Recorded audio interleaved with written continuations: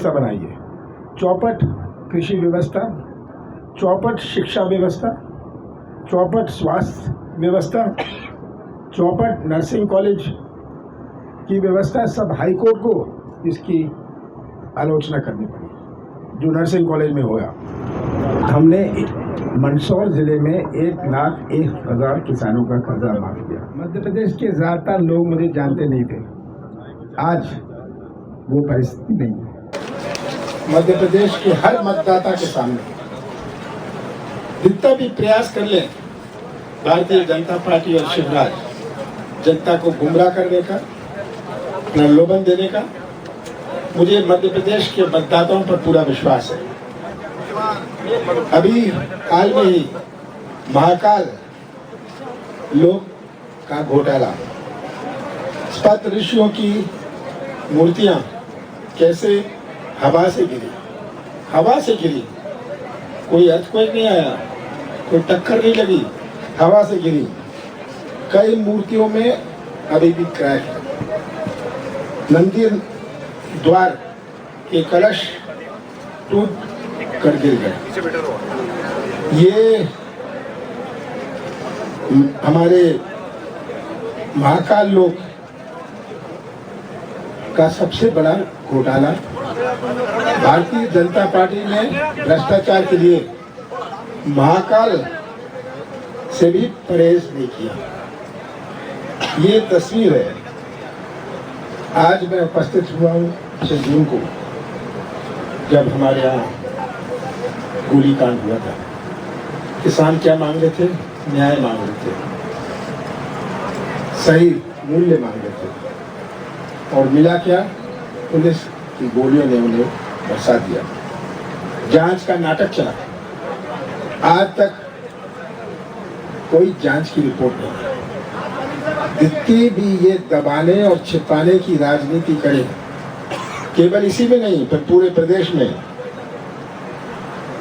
आज इनका खुलासा हो चुका है। किसान हत्या से कोई हम न्याय की उम्मीद नहीं कर सकते। ये अब हड़ताल प्रदेश बन गया है, जहां देखो वही हड़ताल। और चौपट राज, चौपट सरकार, चौपट मध्य प्रदेश। ये किस प्रकार का चौपट प्रदेश है? चौपट रोजगार, 1 करोड़ नौजवान घूम रहे हैं रोजगार के लिए। बड़े इन्वेस्टमेंट समिट, 6 दफा इन्वेस्टमेंट समिट किया और घोषणाएं करी कि 33 लाख करोड़ रुपए का निवेश आएगा। उतना निवेश तो देश में नहीं आता। ये कलाकारी की राजनीति, ये गुमराह करने की राजनीति। आज चौपट रोजगार, चौपट हमारी रोजगार व्यवस्था, भर्ती व्यवस्था। आज पैसे दो, रोजगार लो, ये इन्होंने व्यवस्था बनाई है। चौपट कृषि व्यवस्था, चौपट शिक्षा व्यवस्था, चौपट स्वास्थ्य व्यवस्था, चौपट नर्सिंग कॉलेज की व्यवस्था, सब हाई कोर्ट को इसकी आलोचना करनी पड़ी जो नर्सिंग कॉलेज में हुआ। चौपट उद्योग धंधे, चौपट अर्थव्यवस्था, चौपट नदियां, चौपट कानून व्यवस्था, चौपट सुरक्षा व्यवस्था, चौपट राशन व्यवस्था, चौपट पोषण व्यवस्था और चौपट सरकार। ये आज सबके सामने है और मुझे दुख होता है कि कहाँ मध्य प्रदेश को ढकेल के ले जा रहे हैं। 5 महीने बचे हैं चुनाव में और शिवराज सिंह जी ने उनको अब अपनी बहनें याद आ गई, उनको किसान याद आ गए, उनको व्यापारी याद आ गए, उनको कर्मचारी याद आ गए। ये याद तो आए हैं उन्हें 18 साल बाद, पर ये अपना पाप धोना चाहते हैं। ये पाप धोने की योजना है शिवराज सिंह जी की। और घोषणा सब समझ गए कि शिवराज सिंह की आखिरी 5 महीने में 18 साल तो घोषणा मशीन चलती थी, पर 5 साल में ये डबल स्पीड पर घोषणा मशीन चल रही है। ये डबल स्पीड पर चल रही है आज। ये डबल इंजन की सरकार सब देख रहे हैं कि किस प्रकार से आज प्रदेश को सत्यानाश की तरफ घसीटा गया है।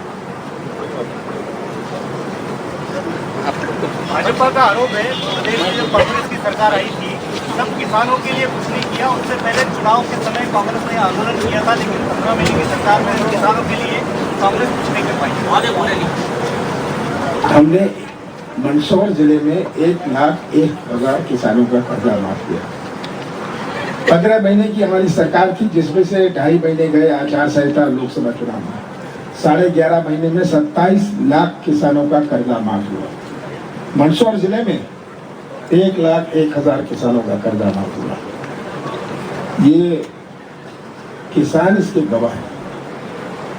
और तब ये कहते हैं कुछ नहीं हुआ। अगर हमने 100 यूनिट बिजली दी, सरलीकरण किया, कोई कागज की जरूरत नहीं। बहुत बड़ी आवश्यकता है मध्य प्रदेश में कि हमारी मैनेजमेंट में, प्रदेश की गवर्नेंस में सरलीकरण हो। अतिवृष्टि हुई यहाँ, मैं खुद आया, मैंने देखा। और ये मैं आपको बताना चाहता हूँ, जब मैं भोपाल वापस लौटा, मैंने अधिकारियों को कहा कि 1 हफ्ते के अंदर मुआवजा मिल जाना चाहिए। उन्होंने मुझे समझाया कि तहसीलदार इसका सर्वे करेंगे, फलाना। मैंने कहा सर्वे मैं करके आया, मेरे सर्वे के बाद कोई और। कांग्रेस कितनी सीटों पर चुनाव जीतने की आपको संभावना है, और कांग्रेस के जिला अध्यक्षों को चुनाव लड़ाएंगे या नहीं, इसको लेके कोई पॉलिसी क्रिएट हुई है क्या? जहाँ तक जिसको चुनाव लड़ाएंगे, हमारा स्थानीय संगठन तय करेगा, हमारा सर्वे तय करेगा, जो एक इशारा होता है। पर हम सब अपने स्थानीय लोगों से चर्चा करके उम्मीदवार तय करेंगे। और मैं शिवराज सिंह नहीं हूँ जो घोषणाएं करता हूँ, इतने पार, फलाना पार, ये सब मैं नहीं करता। मैं तो इतना ही कहता हूँ, मध्य प्रदेश की जनता ने कांग्रेस की सरकार चुनी थी 2018 में। सौदेबाजी हुई, मैं भी सौदा कर सकता था, मैं मुख्यमंत्री था, पर मैं मध्य प्रदेश की पहचान सौदे की राजनीति से नहीं करना चाहता था। मैंने कहा कुर्सी मैं सौदे से नहीं रखूंगा। सर, पिछले दिनों उन्होंने कहा था कि 3,000 रुपए प्रति क्विंटल किसानों को समर्थन मूल्य पे गेहूं का मिलना चाहिए। तो क्या कांग्रेस का ये एजेंडा है, इसको कहां तक ले जाएंगे? देखिए, किसानों की हित में जो करना है हम करेंगे, पर एक बात हमें याद रखनी है कि मध्य प्रदेश की अर्थव्यवस्था कृषि क्षेत्र पर आधारित है। जिसकी किराने की दुकान गांव में चलती है, वो तभी चलती है जब किसान की जेब में कुछ पैसा हो, जब उसके पास क्रय शक्ति हो। तो ये बाजार है मंदसौर का, कोई इंदौर से नहीं आता, कोई भोपाल से नहीं आता, ये बाजार चलता है। ये आर्थिक गतिविधि जो बनती है, जीडीपी और आर्थिक गतिविधि में अंतर है। किराने की दुकान जीडीपी में नहीं गिनी जाती, पर ये हमारे आर्थिक गतिविधि, जिसको कहते हैं इकोनॉमिक एक्टिविटी, का बहुत बड़ा हिस्सा है। तो मेरा लक्ष्य था जब मैं मुख्यमंत्री था, जीडीपी तो बढ़ता रहेगा, पर कैसे आर्थिक गतिविधि बढ़ाए। कमलनाथ जी, मेरा सवाल ये है कि अभी आपने सारी व्यवस्थाएं चौपट बताई कि शिवराज सिंह चौहान के 18 साल के शासन में सारी व्यवस्थाएं चौपट हो गई। आपका शासन अगर आता है तो किस तरह से व्यवस्था को पटरी पे लाएंगे, किस वर्ग के लिए क्या क्या सुविधाएं देंगे, क्या आपकी बड़ी घोषणाएं होगी? ये हमने अभी नारी सम्मान योजना लॉन्च करी है। 500 रुपये गैस का सिलेंडर, 1500 रुपये अपनी बहनों को। और हम अपने वचन पत्र में योजनाएं प्राथमिकता रहेगी कृषि क्षेत्र पर, बेरोजगारी पर, क्यों मध्य प्रदेश का भविष्य जुड़ा हुआ है इन दो मुख्य बातों से। सर दमोह में हिजाब का कांड होता है, हिजाब का मामला आता है, उसमें धर्मांतरण की भी बात आती है। मुख्यमंत्री शिवराज सिंह चौहान सख्त निर्देश देते हैं स्कूल की मान्यता रद्द करने का। सर, हिंदू मुस्लिम चल रहा है, इसको लेकर क्या कहेंगे? देखिए, धर्म आचार का विषय, विचार का विषय है। धर्म राजनीतिक प्रचार का विषय है। ये हमें हमेशा याद रखनी जो है। हिंदू मुसलमान हो रहा है देश में, इसको लेकर क्या कहेंगे? देखिए, ये तनाव पैदा करना हर वर्ग में, आज मणिपुर में क्या हो रहा है आप क्या बारीकी से पढ़ रहे हैं? कैसे आदिवासी और गैर आदिवासी के बीच में कितनों की हत्या हो गई, कितने मकान जला दिए गए। ये जो बांटने की राजनीति है, ये चाहते हैं कि एक आवाज ना हो, कि एक आवाज बहुत भारी आवाज होती है। कमलनाथ जी, मेरा सवाल है, सलमान को कमलनाथ जी, मेरा सवाल है कि किसान आंदोलन 6 जून 2017 को हुआ था फसलों की वाजिब मांग को लेकर के। आपका कहना है कि अभी तक बीजेपी सरकार ये क्लियर नहीं कर पाई, सेंटर में भी और स्टेट में भी, कि किसानों को वाजिब दाम क्या कहना है। आपकी पार्टी का ही एजेंडा है क्या कुछ किसानों की जो है? हमारे पार्टी का एजेंडा बिल्कुल साफ और स्पष्ट है। हमारे पार्टी का एजेंडा है कि किसानों को सही मूल्य मिले, किसानों को खाद और बीज के लिए भटकना ना पड़े।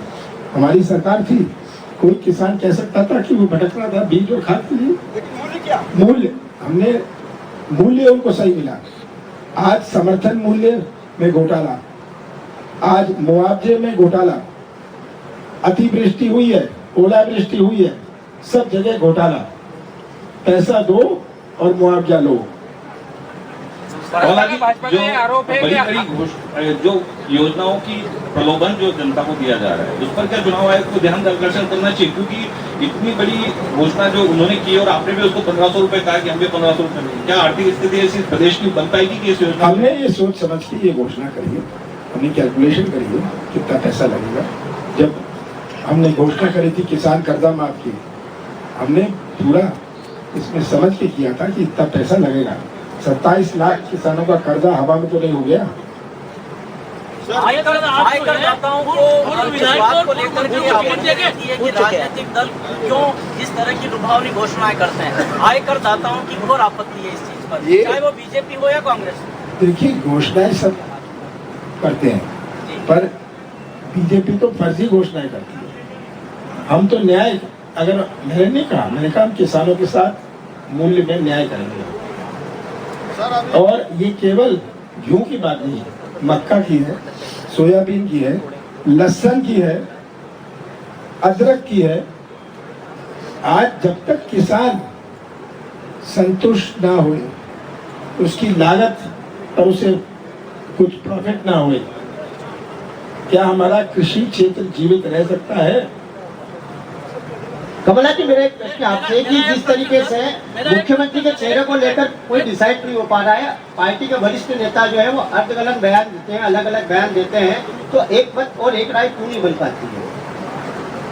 ये देखिए, पार्टी ने तो, पार्टी के सब लोगों ने जो बयान दिए हैं, आपने भी सुने, मैंने भी सुने, इसमें कौन सी बेचैनी है? अंत में वो चेहरा होगा जिसको जनता स्वीकार करती है।